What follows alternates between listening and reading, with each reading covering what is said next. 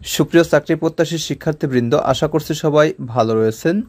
তো আজকের এই ভিডিওতে প্রাথমিক প্রধান শিক্ষক নিয়োগ যে সার্কুলার প্রকাশ করা হয়েছে, এখানে আপনারা কিভাবে আবেদন করবেন A to Z আলোচনা করব। তো এই ভিডিওর মাধ্যমে দেখাবো কিভাবে আপনার হাতে থাকা স্মার্টফোন দিয়েই এই আবেদন সম্পন্ন করতে পারবেন। তো শুরুতেই সার্কুলার নিয়ে ডিসকাস করা যাক। তো চলুন সার্কুলারটি দেখে নেই।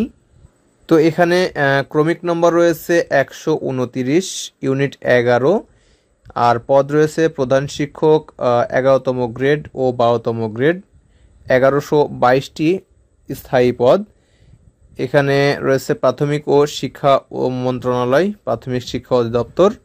এখানে বেতন উল্লেখ রয়েছে এবং এখানে আবেদনের জন্য একটি লিঙ্ক রয়েছে। এই লিঙ্কের মাধ্যমে আবেদন সম্পন্ন করতে হবে। তো লিঙ্কটা আমি ডেসক্রিপশনে দিয়ে রাখবো, জাস্ট লিঙ্কে ক্লিক করে আপনারা আবেদন সম্পন্ন করতে পারবেন।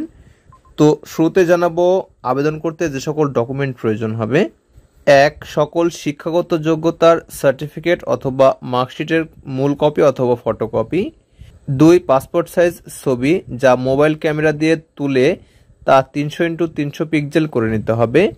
3. আপনার সিগনেচারের ছবি মোবাইল ক্যামেরা দিয়ে উঠিয়ে তা 300x80 পিক্সেল করে নিতে হবে। সবগুলো জেপিজি করে নিলে বেটার হয়। ওকে, তো চলুন কিভাবে আবেদন করবেন দেখানো যাক। তো এখানে একটি ব্রাউজার ওপেন করতে হবে। আমি গুগল ক্রোম ব্রাউজার দিয়ে করে দেখাবো। তো আমি গুগল ক্রোম ব্রাউজারটি ওপেন করতেছি। এরপর এই সার্চ বারে টাইপ করবেন bpsc.teletalk.com.bd, এরপর গো করুন। লিঙ্কটি আমি ডেসক্রিপশনে দিয়ে রাখবো যাতে আপনারা সহজেই এই লিঙ্কে ক্লিক করে আবেদন করতে পারেন। তো বিপিএসসি তে ক্লিক করলে এখানে একটি ওয়েবসাইট ওপেন হবে। তো এখানে দেখতে পাচ্ছেন শুরুতে রয়েছে non cadre online application first second class posts, এখানে ক্লিক করতে হবে। এরপর দ্বিতীয় নম্বরে একটা অপশন রয়েছে সার্কুলার্স, এখানে ক্লিক করুন। এরপর দ্বিতীয় নম্বরে আরেকটি লিঙ্ক রয়েছে apply on 24 September 2025 to 20 October 2025 6 PM, অর্থাৎ 24 সেপ্টেম্বর থেকে 20 অক্টোবর পর্যন্ত আবেদন করতে পারবেন। এখানে ক্লিক করে এই নিচের অ্যাপ্লাই নাওতে ক্লিক করুন। এরপর সার্কুলারে দেখিয়েছি 129 নম্বর যে পদটি রয়েছে এই পদে আপনারা অ্যাপ্লাই করবেন। তো এখানে ক্লিক করে নিচের নেক্সটে ক্লিক করবেন। নেক্সটে ক্লিক করার সঙ্গে সঙ্গেই এখানে সম্পূর্ণ পেজটি ওপেন হবে। তো এখানে সকল তথ্য অ্যাড করার পর নিচ থেকে জাস্ট নেক্সটে প্রেস করবেন। এখানে যে লাল স্টার করা অংশগুলো রয়েছে, দেখুন লাল স্টার, এই লাল স্টার করা অংশগুলো অবশ্যই সবগুলো ফিল আপ করতে হবে, একটিও লাল স্টার মিস করা যাবে না, কেমন? তো শুরুতে রয়েছে অ্যাপ্লিকেন্টস নেম। তো এ পাশে আমাকে অ্যাপ্লিকেন্টস নেম টাইপ করতে হবে, এখানে ক্লিক করতেছি। নামগুলো অবশ্যই সার্টিফিকেট দেখে দেখে টাইপ করে দিবেন, অবশ্যই ইংরেজিতে টাইপ করবেন। এরপর ফাদার্স নেম, এরপর মাদার্স নেম, এরপর ডেট অফ বার্থ টাইপ করতে হবে। শুরুতে রয়েছে ডে, এখান থেকে সিলেকশন করবেন। তারপর মাস সিলেকশন করবেন। এরপর এখান থেকে বছর সিলেকশন করবেন। এরপর নিচ থেকে জেন্ডার সিলেকশন করতে হবে। আপনি ছেলে হলে মেল, মেয়ে হলে ফিমেল, আর অন্যান্য হলে থার্ড জেন্ডারে ক্লিক করবেন। এরপর আরেকটা অপশন রয়েছে ফ্রিডম ফাইটার্স, যদি মুক্তিযোদ্ধা কোনো কোটা থাকে তাহলে এখান থেকে সিলেকশন করে দিবেন, না থাকলে নন ফ্রিডম ফাইটারে ক্লিক করবেন। এরপরে এথনিক মাইনরিটি, আপনি যদি ক্ষুদ্র নিগোষ্ঠী হয়ে থাকেন তাহলে এখান থেকে ইয়েস করবেন, না হলে এখানে না করবেন, নো করবেন। আর যদি ক্ষুদ্র নিগোষ্ঠী হয়ে থাকেন তাহলে ইয়েস করে ওই ডকুমেন্ট আপনাকে পরবর্তীতে সাবমিট করতে হবে। আর যদি আপনি ক্ষুদ্র নিগোষ্ঠী হয়ে থাকেন তাহলে ইয়েস করে ওই ডকুমেন্ট আপনাকে সাবমিট করতে হবে। এরপর রয়েছে ফিজিক্যালি হ্যান্ডিক্যাপড, অর্থাৎ আপনি প্রতিবন্ধী কিনা, এখান থেকে থাকলে ইয়েস করে দিবেন, আর না থাকলে নো করবেন। এরপরে ন্যাশনালিটি বাংলাদেশি শো করেছে। এরপর রয়েছে ন্যাশনাল আইডি, এখানে অবশ্যই ইয়েস করবেন, ইয়েস করে ন্যাশনাল আইডি নাম্বারটা এখানে টাইপ করে দিবেন। এরপর রয়েছে ম্যারিটাল স্ট্যাটাস, আপনি বিবাহিত হলে ম্যারিড সিলেকশন করে এখানে স্পাউস নেম, অর্থাৎ আপনার ওয়াইফের নাম, আর আপনি যদি মেয়ে হন তাহলে আপনার হাজব্যান্ডের নাম এখানে টাইপ করে দিবেন।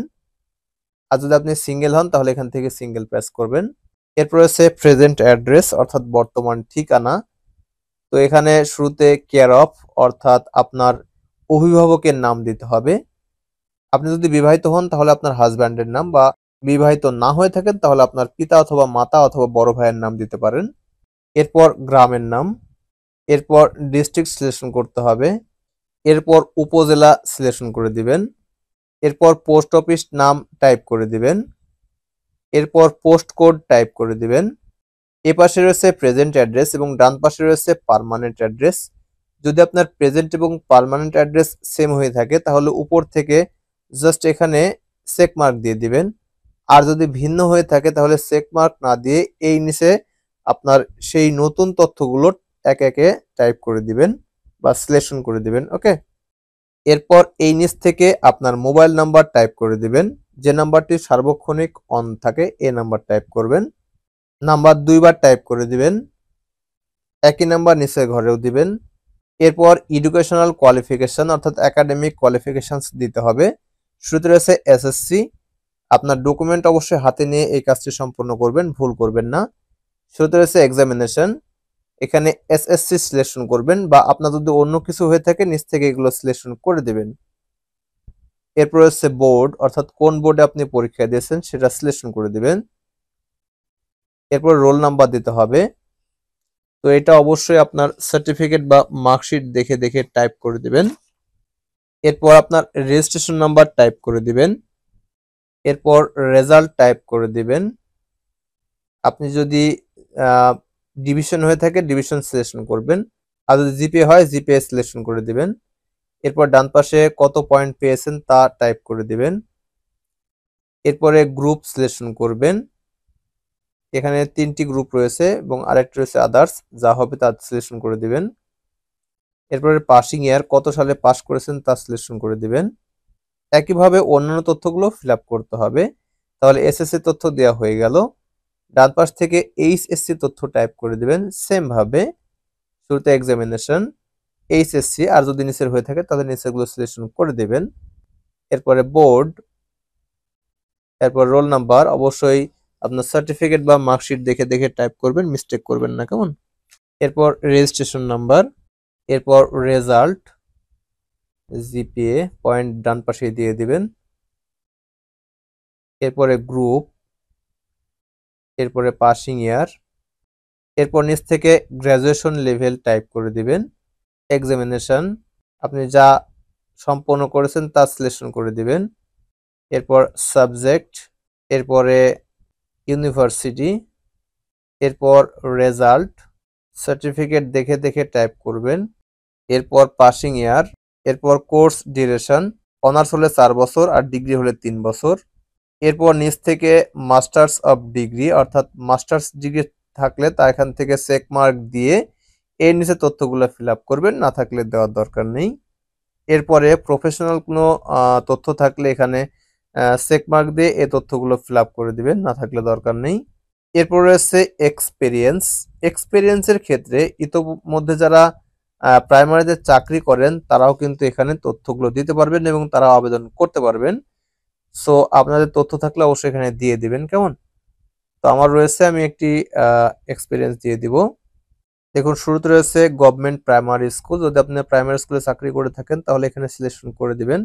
এরপর অর্গানাইজেশন স্থলে যেখানে চাকরি করেছেন সেই স্থানের নাম দিয়ে দিবেন। এরপর রয়েছে ডিজাইনেশন, পদ কি ছিল তা সিলেকশন করে দিবেন। এরপরে অ্যাড্রেস দিয়ে দিবেন। অ্যাড্রেসের ক্ষেত্রে সম্পূর্ণ অ্যাড্রেস দিয়ে দিবেন, যেমন স্থান, তারপর উপজেলা এবং জেলার নাম। এরপর দিতে হবে ডিউরেশন অর্থাৎ কোন সাল বা কোন মাস থেকে আপনি এখানে চাকরি করছেন তা সিলেকশন করে দিবেন। শুরুতে রয়েছে মান্থ, এরপরে ইয়ার, এরপরে টু অর্থাৎ কোন সাল থেকে কোন সাল পর্যন্ত চাকরি করেছেন তা সিলেকশন করে দিবেন। তো আমি এখান থেকে টাইপ করে দিচ্ছি। এখান থেকে লাস্ট ড্রন স্যালারি, সর্বশেষ আপনাকে কত টাকা বেতন দিয়েছে তা সিলেকশন করতে হবে। সো এখান থেকে আমি দিয়ে দিচ্ছি। পে স্কেল থাকলে এখানে পে স্কেল দিয়ে দিবেন, আর পে স্কেল না থাকলে দেওয়ার দরকার নেই। এরপরে গ্রেড, কততম গ্রেডে আপনি এখানে চাকরি করেছেন তা সিলেকশন করে দিবেন। এরপর নিচ থেকে এই 4টি তথ্য ফিল আপ করতে হবে, অবশ্যই বাংলায় টাইপ করতে হবে। এখানে উল্লেখ রয়েছে বাংলা কিবোর্ড লেআউট, অর্থাৎ বাংলায় এখানে টাইপ করতে হবে। এরপরে মাতার নাম বাংলায় টাইপ করতে হবে। এরপরে পিতার নাম বাংলায় টাইপ করতে হবে। এরপর যোগাযোগের ঠিকানা টাইপ করতে হবে। এখানে ঠিকানার ক্ষেত্রে আপনার গ্রামের নাম বা যে ঠিকানায় বসবাস করেন সেই ঠিকানার নাম, এরপরে উপজেলা, এরপরে জেলার নাম সিলেকশন করে দিবেন, বা জেলা সদর হয়ে থাকলে আপনারা জেলা সদরের ঠিকানা পূর্ণাঙ্গভাবে লিখে দিবেন। কেমন? অবশ্যই বাংলায় টাইপ করবেন। এরপর নিচ থেকে এক্সাম সেন্টার অর্থাৎ কোথায় আপনি পরীক্ষা দিতে ইচ্ছুক তা সিলেকশন করে দিবেন। তো বাম পাশে যে কোডটি রয়েছে এই কোডটি এই ঘরে টাইপ করে দিবেন। এরপর এখানে একটি চেক মার্ক দিয়ে নেক্সটে ক্লিক করবেন। নেক্সটে প্রেস করলে আপনার সম্পূর্ণ দেওয়া তথ্যগুলো শো করবে। এখান থেকে চাইলে আপনি ফ্রেশ ভাবে দেখে নিতে পারেন। এরপর নিচ থেকে আরো কিছু তথ্য আপনাকে অ্যাড করে দিতে হবে। যেমন শুরুতে রয়েছে দেখুন ফটো অ্যান্ড সিগনেচার, অর্থাৎ এখানে আপনার ছবি অ্যাড করতে হবে যা হবে 300x300 পিক্সেল, এবং সিগনেচার অ্যাড করতে হবে যা হবে 300x80 পিক্সেল। এগুলো অবশ্যই আগে তৈরি করে রাখবেন। তো আমি এখান থেকে আপলোড করে দিচ্ছি।